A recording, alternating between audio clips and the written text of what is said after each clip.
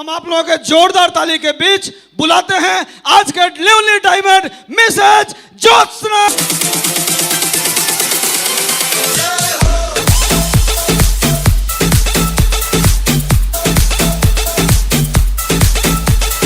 Thank you.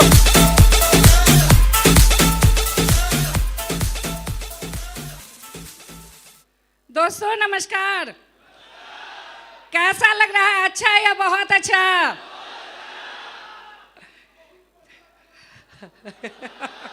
Thank you. Jyotsna देवी का प्यार भरा नमस्कार। सबसे पहले तो परमपिता परमेश्वर को मैं धन्यवाद देता हूँ, प्रणाम करता हूँ, जिन्होंने मुझे मानव योनि में इस धरती पे जन्म दिया। उनको बहुत बहुत धन्यवाद। दूसरा धन्यवाद मेरी मम्मी और मेरे पापा को, जो आज ही दुनिया में पापा मेरे हैं नहीं, तो मम्मी पापा को जिन्होंने मुझे इस धरती पे जन्म दिया, उसके बाद मुझे अच्छे संस्कार दिए, जिनकी संस्कार की वजह से मैं आज जो भी काम कर पा रही हूँ, तो उसमें सारा श्रेय मेरे मम्मी पापा और मेरे भाई बहनों का जा रहा है, क्योंकि उन लोगों ने बहुत अच्छे संस्कार दिए।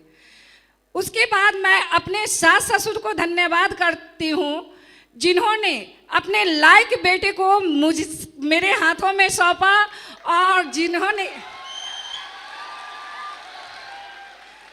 जो खुद से ज़्यादा मुझ पे विश्वास करते हैं कि तुम दुनिया का कोई भी काम अगर तुमसे कहा जाए तो तुम कर सकती हो। Thank you. उसके बाद धन्यवाद मैं अपने आगे सामने फ्रंट के सीट पे सभी अपलाइन का करती हूँ, जिनसे कि डायरेक्ट मुझे सपोर्ट मिला, जिनके ऑडियो वीडियो और डायरेक्ट उनसे सपोर्ट मिला, उनको देख के उनका बहुत बहुत धन्यवाद। उनका सबसे बड़ा जोरदार तालियों के साथ स्वागत कर। डायरेक्ट तो माधव सर से मुझे मुलाकात ऐसे नहीं हो पा रही थी, कभी भी नहीं हुई। सत्येंद्र प्रसाद सर से मुझे ऐसे नहीं हुआ, लेकिन हर एक स्टेज पे मुझे जाने का, हर एक फील्ड में जब भी मुझे मौका मिलता था कोई भी फंक्शन में जाने का, तो माधव सर और सत्येंद्र प्रसाद सर, इन दोनों को मैंने हमेशा सुना, मैंने सीखा और आगे बढ़ते चली गई। इसके लिए एक जोरदार ताली माधव सर और सत्येंद्र प्रसाद सर के लिए। Thank you sir, Avinash sir और रीता मैम के लिए।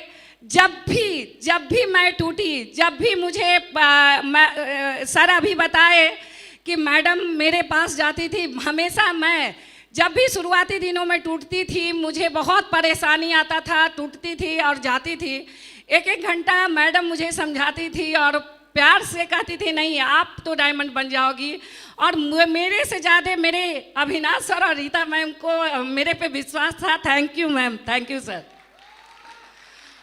और सतीश सर की बात की जाए कि सतीश सर अगर नहीं होते, उनको स्टेज पे संडे के सेमिनार में मेरे हस्बैंड अगर नहीं देखे होते, तो शायद मुझे आज इस स्टेज पे इतना बड़ा सम्मान लेने का मौका नहीं मिलता। थैंक यू सतीश सर, जो आप टेस्टिमनी देने गए। और जहाँ तक बात की जाए, ऐसे तो धीरे धीरे परेशानी आते गया जाते गया, लेकिन शुभकांत सर से जब भी मुझे चाहे उनके घर पे जाने का मौका मिला, चाहे कभी भी कोई परेशानी होता था शुरुआती दिनों, तो मैं हमेशा शुभकांत सर से कहती थी। हमेशा अजय जी शुभकांत सर को खोजते थे और हमेशा बहुत प्यार से, बहुत सम्मान के साथ और बहुत अच्छे से समझाते थे कि आप लोग करो, आप लोग कोई भी परेशानी आप लोग को आएगा तो मैं हूँ आपके साथ। और हमेशा सर कहते थे कि मेरे टीम से पहली लेडी ज्वाइन हुई है, मैं लेडी को ज्वाइन नहीं करवाती थी, लेकिन पहली लेडी है और मुझे विश्वास है कि ये डायमंड बनेगी। Thank you sir. और काम अच्छा होता था, बुरा होता था, कभी काम होता कभी नहीं होता था, तो इसमें अगर हम कहीं भी देखते थे तो वहाँ पे हम अंजनी झा सर को देखते थे। अंजनी सर अगर इतने अच्छे से काम नहीं किए होते, इतने बढ़िया से नहीं किए होते। और जहाँ तक बात है तो अंजनी झा सर में एक चीज़ बहुत बड़ा खूबी था, जो मैं अपने टीम को भी कहती हूँ कि सर क्रॉस लाइनिंग ये नहीं देखते थे कि मेरा कौन रीच लेग है और कौन स्ट्रॉन्ग लेग है। और सर का ये बात मुझे इतना अच्छा लगता था कि एक बार की कहानी है कि सर रीच लेक में किसी को ज्वाइन करवा रहे थे, लेकिन सर को पता चला कि ज्योति जी वहाँ गई हैं, तो सर मेरे साथ जाके फॉलो करके मेरी ज्वाइनिंग करवाए। सर का बहुत बहुत धन्यवाद सर। और जहाँ तक बात है अजीत झा सर, तो अजीत झा सर से तो हमेशा, चूँकि रवि सर कोई भी अपलाइन का कहाँ भी जरूरी पड़ता था, तो ऐसे मैं अपलाइन के साथ हूँ, ऐसे अपलाइन के साथ रही हूँ कि मुझे ऐसा कभी नहीं कमी महसूस हुआ। तो जब भी मुझे ज़रूरी होता था बहुत ही ढंग से, बहुत ही तरीके से अजीत झा सर समझाते थे और सपोर्ट किए। थैंक यू सर, आपको भी बहुत बहुत धन्यवाद। और फ्रंट पे यहाँ पे जितने भी अपलाइन हैं, चाहे मेरे अपलाइन के रूप में है चाहे क्रॉस लाइन के रूप में है, मैंने सबसे सीखा। चूँकि मुझे टाइम लगे, मुझे कुछ नहीं आता था, फील्ड का तो नॉलेज थोड़ा भी नहीं था, तो मैंने सबसे कुछ ना कुछ सीखा। थैंक यू सर आप लोगों का सबका, आप लोग के वजह से मुझे आगे बढ़ने का मौका मिला। और जहाँ तक बात की जाए तो भगवान होते हैं, ये एहसास हम लोगों को है ना? भगवान होते हैं, लेकिन भगवान साथ में चल के कोई काम नहीं करते हैं। साथ में ये नहीं चल के सामने दिखाते हैं कि ये अच्छा काम है आप करो, ये बुरा काम है आप नहीं करो। ये भगवान डायरेक्ट में, लेकिन एक एहसास होता है। और इस धरती पे अगर मुझे जन्म तो माता पिता दिए, लेकिन सही रास्ता अगर दिखाए वो कोई और नहीं, रवि कुमार शेखर सर के लिए एक दमदार सी ताली उनके लिए।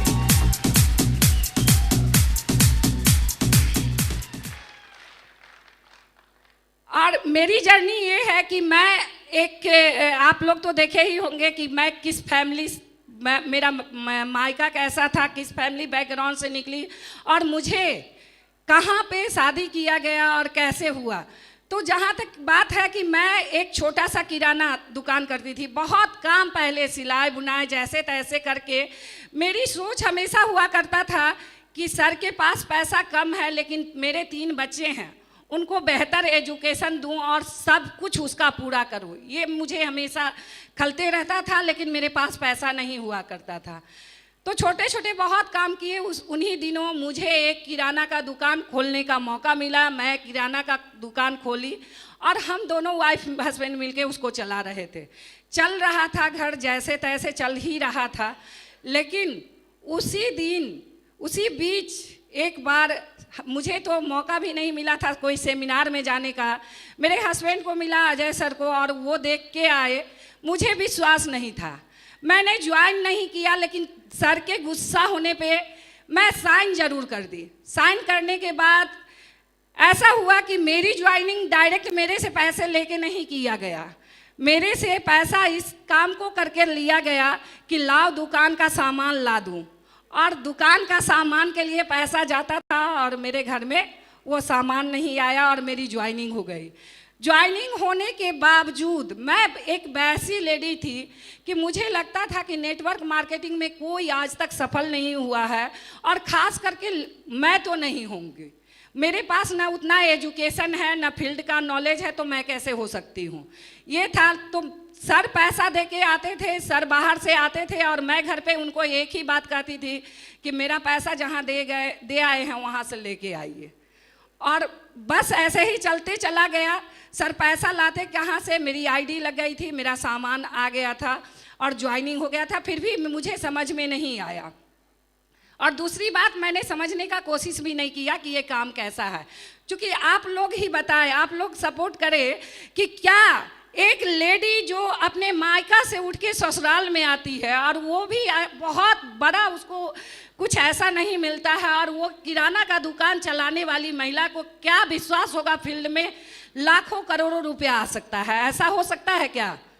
आप लोगों को अगर विश्वास होगा तो होगा, मुझे नहीं था। हजारों रुपया कमाने वाले, जिससे 1000 रुपया से मेरी घर चलता था, उसमें लाखों रुपया का सोच मेरे बस का बात नहीं था, जिसके वजह से मैं हमेशा कहती थी कि मुझे नहीं करना है। इसी तरह से भगवान, मैं तो एक ही बात जानती हूँ कि भगवान जो ऊपर है ना, वो जिससे जो करवाना चाहते हैं, जिसके नाम का जो देना चाहते हैं, वो हर हाल में दे देते हैं। तो ऐसा हुआ कि मेरे हस्बैंड बीमार पड़े और मैं वहाँ मुझे एक फंक्शन में जाने का मौका मिला। मैंने पहले से मना कर दिया था, पैसा भी खुद का नहीं दिया था। यहाँ पे आए हैं तो टिकट का पैसा लगा है या नहीं? तो उस टाइम में भी मुझे पैसा लगा था, मैंने अपना पैसा नहीं दिया, मेरे हस्बैंड दिए, लेकिन भगवान को था कि आप करो। तो जिसके कारण मेरे हस्बैंड बहुत बीमार पड़ गए और उनके काफ़ी समझाने के बाद, और रवि सर के काफ़ी प्रेशर के बाद मैं वहाँ गई। मैं जाने के लिए इस कारण से और नहीं तैयार थी कि एक तो मुझे आता नहीं कुछ समझ में था, और दूसरी बात थी कि बीमार हस्बैंड को छोड़ के मैं जाती कैसे। मेरी बच्ची बहुत छोटी थी उस समय, आप लोग अभी जो देखते हैं तो बहुत 5-6 साल हो गया, तो छोटी ही थी। छोटी थी वो, एक बात बोली, मम्मा तुम जाओ, मैं पापा को देख लूँगी। और मेरी मम्मी भी थी, मेरी मम्मी और मेरी बेटी के कहने पे मैंने वहाँ गया, और वहाँ मुझे एक QSC का सम्मान लेने का मौका मिला। और QSC के सम्मान लेके जहाँ मुझे कभी कोई एक फूल नहीं दिया हो, कोई सम्मान नहीं मिला हो, वहाँ पे हजारों लोगों के बीच में, 500-600 लोगों के बीच में मुझे सम्मान लेने का मौका मिला। तो मेरे दिमाग में एक बात आया कि क्यों नहीं इस काम को किया जाए ताकि ये सम्मान लेने का मौका बार बार आए। ये सम्मान मुझे बहुत अच्छा लगा था, और मैंने वो सम्मान लिया। और सम्मान के बाद भी पॉजिटिव कैसे होती, लेकिन वहाँ पे आए एक ऐसे शख्स नहीं, शख्सियत कहा जाए, अगर वो अपने सोच ऐसे नहीं बनाए होते तो शायद आज बिहार में 7 दिन में 11 डायमंड नहीं बने होते। उनका स्पीच सुन के, उनके नाम लेने से पहले मैं आप लोगों से एक बहुत सपोर्ट चाहती हूँ। उनका जोरदार ताली के साथ स्वागत करें श्रीमान सत्येंद्र प्रसाद सर। Thank you sir. उनके स्पीच को सुन के मुझे एक बात समझ में आया कि सर के स्पीच में एक बात था कि मैं जब ज्वाइन किया था तो मैंने काम नहीं किया था, और मुझे एक फंक्शन में जाने का मौका मिला। उसके बाद मैंने काम किया, और काम करने के बाद मैं डायमंड बना, और मेरा बेटा भी बना। ये मुझे उसी समय मेरे दिमाग में बैठ गया कि जब सत्येंद्र प्रसाद सर को मिला था ये मौका, और उन्होंने काम नहीं किया, लेकिन बहुत दिन काम करने के बाद, फंक्शन में जाने के बाद, इग्नोर करने के बाद खुद तो डायमंड बने। 2 लाख रुपया सप्ताह उनका आता है, साथ में बेटा का भी आता है। ये सुन के मुझे बहुत अच्छा लगा, और मैं वहाँ से पॉजिटिव होके निकली कि अब तो मुझे करना है। और मैं घर आई। घर आने के बाद मेरे पति चूँकि काफ़ी बीमार थे उस समय, ये नहीं लगता था कि ये ठीक होंगे या नहीं। उस समय मेरे लिए चुनौती था, मेरे पास पैसे नहीं थे, और फैमिली का लोग आता था देख के चला जाता था। मेरे पास पैसे नहीं थे, 3 बच्चे को और सर को संभालना मेरे लिए बहुत मुश्किल था। लेकिन उस दिनों बस मेरे सभी अपलाइन का श्रेय है कि रवि सर खास करके हर एक अपलाइन को लेके आते थे, और सब ने मुझे समझाया कि नहीं अजय जी ठीक हो जाएंगे, ठीक हो जाएंगे। रवि सर का बहुत बड़ा योगदान रहा, और जब वहाँ से सर ठीक हुए उसके बाद मैंने काम करना शुरू किया। काम करते करते 3 महीना ही बीता कि 3 महीना में मैंने सिल्वर, हम दोनों वाइफ हस्बैंड मिलके सिल्वर बने। और फिर मुझे एक जगह जाने का मौका मिला, जहाँ पे जाने के बाद लगा कि हाँ एक डायमंड शिप हो रहा था, और रवि सर बार बार मुझे कहते थे कि पैसा दो, डायमंड शिप में चलो। मेरे पास पैसा नहीं था, और थैंक्स मेरी फ्रेंड का, जिनसे कर्जा मांग के मैंने आगरा गई, और वहाँ जाने के बाद मुझे फिर से सम्मान लेने का मौका मिला सिल्वर का। और वहाँ वो सम्मान जो लेने का मौका मिला वो डायमंड शिप किसी और का नहीं, सबके दिलों पे राज करने वाले जो जुनून के बादशाह अजय पंडित सर के लिए एक जोरदार ताली।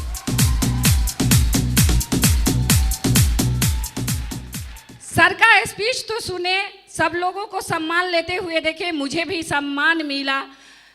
और उसके बाद जब हम आए तो हमको सबसे बड़ा सम्मान में सही में बताया कि आज तक सर मुझे सबसे अच्छा क्या लगा था, आज तक जब भी मैं किसी हॉल में जाती थी और उसके बाद ये मोटा वाला माला जो मिलता था, मुझे लगता था कि ये माला मुझे कब मिलेगा, और वो डायमंड बनने के बाद ही मिलता है। तो मैंने वहीं से ठाना कि नहीं, जैसे भी जो भी हो, जितना भी परेशानी हो, लेकिन मुझे डायमंड बन के ये माला लेना है, अपना नाम पहचान बनाना है। और काम करना शुरू किए। वहाँ से आने के बाद इतना पॉजिटिव हम और मेरे हस्बैंड दोनों हो गए कि एक दिन ऐसे ही बैठे हुए थे, रवि सर अचानक आए और बोले कि आप दोनों आदमी अगर दुकान नहीं होता तो कितना अच्छा होता, कितना अच्छा काम हो जाता। क्योंकि बच्ची मेरी छोटी थी, दुकान पे छोड़ के जाते ज़रूर थे, लेकिन हमेशा दिमाग में लगा हुआ रहता था कि क्या होगा। तो बस दिक्कतें आती थी, कभी फील्ड में, कभी दुकान में, कभी घर में। घर में सुविधा का बात अगर कहा जाए तो पैसा कमी के कारण मेरे पास कुछ भी सुविधा नहीं था। घर भी वैसे ही करकट का ही था और कोई सुविधा नहीं, तो बहुत दिक्कत होता था मुझे। तो दोनों आदमी के डिसीजन से एक बात निकल के आया कि चलो दुकान बंद कर दे। अब दुकान बंद कर देने के बाद सही वहीं से परेशानी शुरू हुआ। दुकान चल रहा था तो थोड़ा बहुत घर चलाने के लिए तो पैसा आ ही रहा था। अब फील्ड में निकलते जब थे, वहाँ इतना होता था। आज लोग कहते हैं सफल हैं, आज सब तालियां बजाते हैं, लेकिन कितने गालियां सुने हैं हमने, ये कोई नहीं जानता है।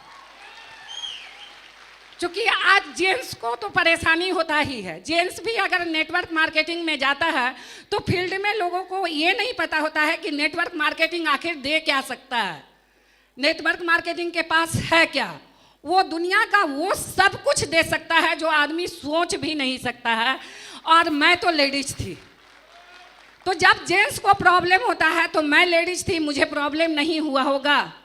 आज आप लोग को स्टेज पर से ही पता चल गया होगा। ऐसे मेरे सास ससुर हैं नहीं, पापा भी नहीं है, पेरेंट्स में मात्र मेरी मम्मी है, लेकिन स्टेज पर से पता चल गया होगा कि फैमिली में से अगर आया तो केवल मायका का आया, ससुराल का क्यों नहीं आया।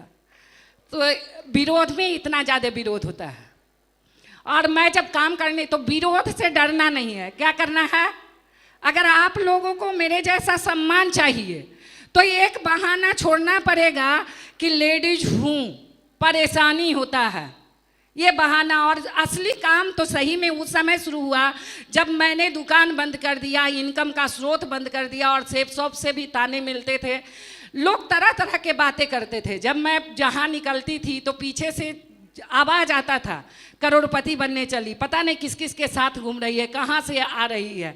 ऐसा ऐसा शब्द मुझे मिला, लेकिन मुझे बस शब्द मिलता था। और जब मैं ट्रेनिंग में जाती थी, जब किसी अप्लाई से मिलती थी, जब कष्ट होता था तो रवि सर से कहती थी, सर ऐसा बात है, सब ऐसे ऐसे करते हैं।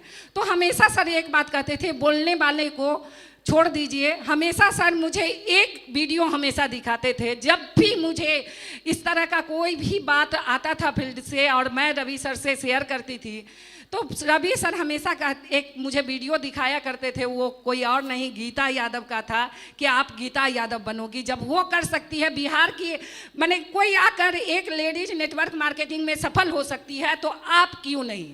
ये विश्वास मेरे से ज़्यादा मेरे अपलाइन को था, और उनके विश्वास पे मैं धीरे धीरे काम करते चली गई। पैसा का तंगी बहुत आने लगा। परिवार बहुत अच्छा है। अगर ससुराल की बात की जाए तो पैसे वाले घर में शादी हुआ, लेकिन हस्बैंड के पास नहीं था तो मेरे पास कुछ भी नहीं था। और पैसा नहीं था, तंगी होने लगा। एक तो घर में छोटे छोटे बच्चे, देखने वाला कोई नहीं, घर उसना सेफ्टी नहीं। तो हम दोनों आदमी जाते आते थे, बहुत परेशानी हुआ। परेशानी का सामना यहाँ लोग लेडीज कहती है कि मैं जाऊँ कैसे, मेरे छोटे बच्चे हैं। आज मेरे बच्चे जितने बड़े हैं, क्या कल भी उतना ही बड़े थे, छोटे छोटे बच्चे थे, फिर भी परेशानी हुआ। लेकिन मैं उस परेशानी को देखा नहीं। मुझे ये नहीं था कि इस परेशानी से पैर पीछे करूं और मुझे नहीं बनना है। बस एक ही चीज़ था कि मैं आज परेशानी झेलूंगी तो पूरे जीवन मेरे बच्चे को नहीं झेलना पड़ेगा, पैसा का तंगी नहीं होगा। और एक ही चीज दिमाग में आया कि ये सिर्फ मेरे रहते हुए नहीं होगा। अगर किसी का फैमिली, किसी के मम्मी पापा जितना भी धर के जाते हैं, अगर बच्चा लाइक नहीं होता है तो वो धीरे धीरे निकल जाता है। लेकिन मुझे ऐसा प्लेटफॉर्म मिला था, ऐसा सिस्टम मिला था। इस सिस्टम के विषय में मुझे हमेशा से पता था, ऑडियो वीडियो के माध्यम से, कि ये सिस्टम में अगर आप करके सफल हो जाओगे तो दुनिया में नहीं रहोगे तो भी पैसा आएगा। मैंने उसके लिए काम किया।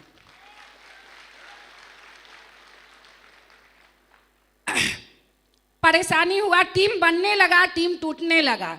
चूँकि एजुकेशन अगर कहा जाए तो नेटवर्क मार्केटिंग के लिए था नहीं, ऐसे भी सिंपल जैसे तैसे चल रहा था। तो टीम बना लेकिन टीम को हम संभाल नहीं पाए, टीम टूटा। जब टीम टूटने लगा तो बहुत दर्द होने लगा, टूटने मैं भी लगी टूटने कि अब क्या होगा। अब तो मेरे घर में जो आमदनी का स्रोत था हम दोनों मिलके उसको बंद कर दिए, अब क्या होगा। तो फिर एक डिसीजन हुआ हम दोनों वाइफ हस्बैंड का कि अब ऐसा किया जाए कि किसी और जगह, समस्तीपुर के लोग मुझसे नहीं सुनते हैं, चूँकि रवि सर पटना चले आए और रवि सर जब पटना चले आए तो डायरेक्ट उनसे कम समय मिल पाता था। जब जाते थे तो समय मिल पाता था, जब जाते थे या रवि सर फ़ोन करके Shubhkant sir, Ajit Jha sir, Anjani Jha sir, इन लोगों से टाइम दिलवाते थे, लेकिन वो नहीं मिलता था, खुल के हम काम नहीं कर पाते थे, तो संभाल नहीं पाए, जिसके कारण टीम मेरी टूटी। और टीम टूटने के बाद फिर भी हिम्मत करके मैं एक नया शहर में फिर से चली गई। वो शहर कोई और नहीं, सहरसा शहर में मुझे जाने का मौका मिला। और वहाँ जब गई मुझे काम करने में वहाँ भी बहुत परेशानी आया। जहाँ जाते थे तो लोग एक ही बात कहते थे, जो नेटवर्क मार्केटिंग के लिए है, जो सेप शॉप के लिए है, लोगों का कि ये काम में कोई नहीं, कितने आए सहरसा में और किए और चले गए, ऐसा सुनने को मौका मिलता था। लेकिन मैंने हमेशा सुना, सबका जवाब किसी को नहीं दिया। चाहे वो फैमिली के लोग ताना मारे, चाहे बाहर के लोग ताना मारे, मैंने कभी जवाब नहीं दिया। मैंने एक ही बात बोला कि साइलेंट से काम अपना करते चले जाओ, और जवाब तो स्टेज देगा, और आज स्टेज जवाब दिया। और सहरसा में मेरी टीम बनी, फिर काम करना शुरू किए। लेकिन वहाँ पे भी मुझे लगा कि बस एक शहर में बैठने से कुछ भी नहीं होगा।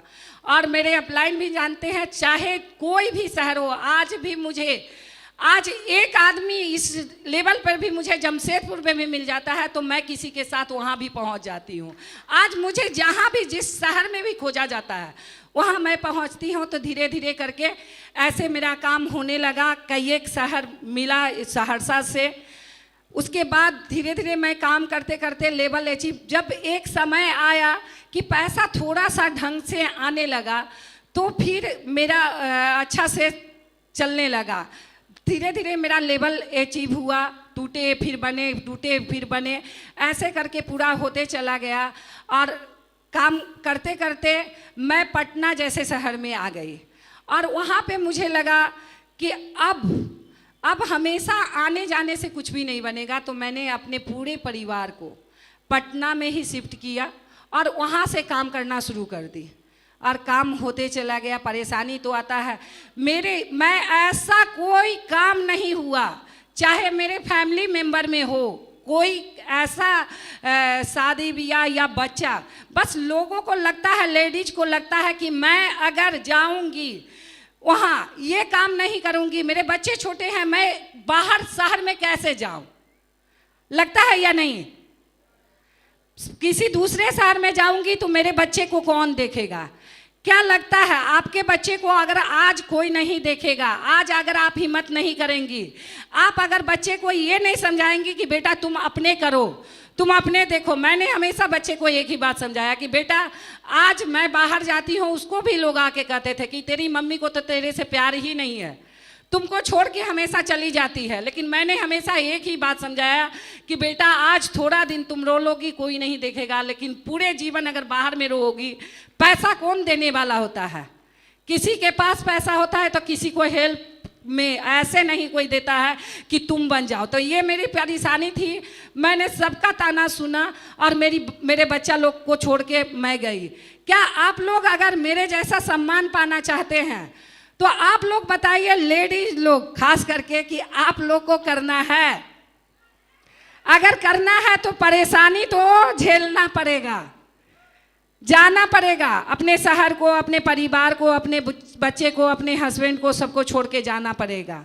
तो जाने के लिए अगर आप लोग तैयार हैं तो ये सिस्टम भी आप लोगों के साथ, आप लोगों को साथ देगी, अपलाइन भी साथ देंगे, आप भी यहाँ तक पहुँचेंगे। जहाँ तक बात है, थैंक यू, जब पटना में आए तो धीरे धीरे अचीवमेंट मेरा होना शुरू हुआ। मात्र पहले जब 3 महीना ही काम किए तो खुद के लिए अचीवमेंट के लिए सबसे पहला जो मुझे कभी साइकिल पे बैठने का मौका नहीं मिला था, चलाने का मौका नहीं मिला था, मेरी सोच भी नहीं थी कि कभी मैं स्कूटी चलाऊंगी। और सबसे पहले 3 महीना में काम करके मैंने यहाँ से अपने लिए सबसे पहला अचीवमेंट मेरा है वो स्कूटी है। और मुझे वो स्कूटी लेके, ये नहीं, स्कूटी बहुत बड़ी चीज़ नहीं है। आज आप लोग यहाँ पे बैठे हैं तो आप लोग के लिए बहुत बड़ी चीज़ नहीं, लेकिन मेरे लिए बहुत बड़ी चीज़ थी, क्योंकि मैं कभी सोची ही नहीं थी कि मैं स्कूटी कभी चलाऊंगी और फील्ड में अकेले काम करने जाऊंगी। तो मैं स्कूटी ली और धीरे धीरे काम करना शुरू कर दी। उसके बाद फिर परेशानी होने लगा किसी को ऑडियो वीडियो दिखाने। मुझे कोई लैपटॉप वगैरह मोबाइल चलाने आता नहीं था, लैपटॉप चलाने आता नहीं था। फिर हम लोग काम किए, फिर एक टारगेट फाइट किए और फिर उस टारगेट के पैसा से लैपटॉप खरीदे और काम करना शुरू किए। फिर थोड़ा अच्छा काम होने लगा और करते करते फिर जहाँ तक आज घर में सबके पास गाड़ी था, मेरे ससुराल में 4 पहिया, लेकिन मेरे पास तो था नहीं और सोचने तक का भी ताकत नहीं था। लेकिन मैं और मेरे हस्बैंड दोनों मेहनत करके और मेरे 3 बच्चों का इतना सपोर्ट रहा, इतना थैंक्स। जैसे आज मेरा बच्चा मेरे लिए प्राउड फील कर रहा है, मैं भी अपने बच्चे के लिए प्राउड फील कर रही हूँ। अगर मेरे 3 बच्चे नहीं होते और मेरे हस्बैंड अगर मेरे सपोर्ट नहीं होते, किसी के बातों पे अगर चले जाते, किसी के तानों पे चले जाते, तो मैं आज स्टेज पे नहीं होती। थैंक यू मेरे 3 बच्चे और थैंक यू सर आपको भी। उसके बाद मैं अपने लिए गाड़ी खरीदी, कार, और उससे काम करना शुरू कर दी। काम करने के बाद फिर धीरे धीरे समय बीतते चला गया और लगा कि अब थोड़ा पैसा आने लगा, तो अब रेंट पे हम कितने दिन रहेंगे। तो ये सोच जब बना और पटना में इसी साल लास्ट ईयर सर 5 अगस्त को मैंने अपने लिए 85 लाख का फ्लैट बुक की हो। ये मेरे लिए अभी तक का सबसे बड़ा।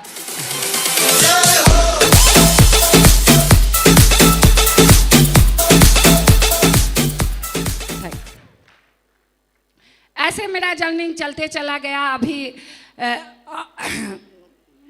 काम होते चला गया सर। अब परेशानी तो आएगा, आप लोगों को भी परेशानी आएगा।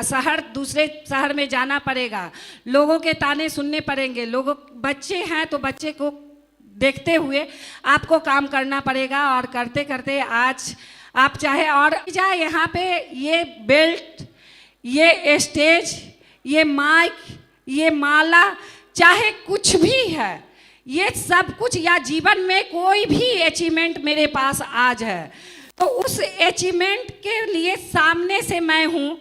लेकिन अगर पीछे से सपोर्ट अगर नहीं होता लोगों का तो नहीं होता। उसके लिए सबसे बड़ा थैंक यू मेरे पूरे टीम के लिए, जो न बारिश देखा, न ठंडा देखा, न गर्मी देखा, न बरसात देखा, और वो एक एक डीडी फील्ड में जाके खुद के लिए लाने गए और मेरा डायरेक्ट सपोर्ट किए। तो थैंक यू। सबसे बड़ा योगदान अगर जाता है तो इसमें सबसे बड़ा श्रेय जाता है मेरी प्यारी सी टीम को। थैंक यू, उनके लिए एक बहुत जोरदार ताली।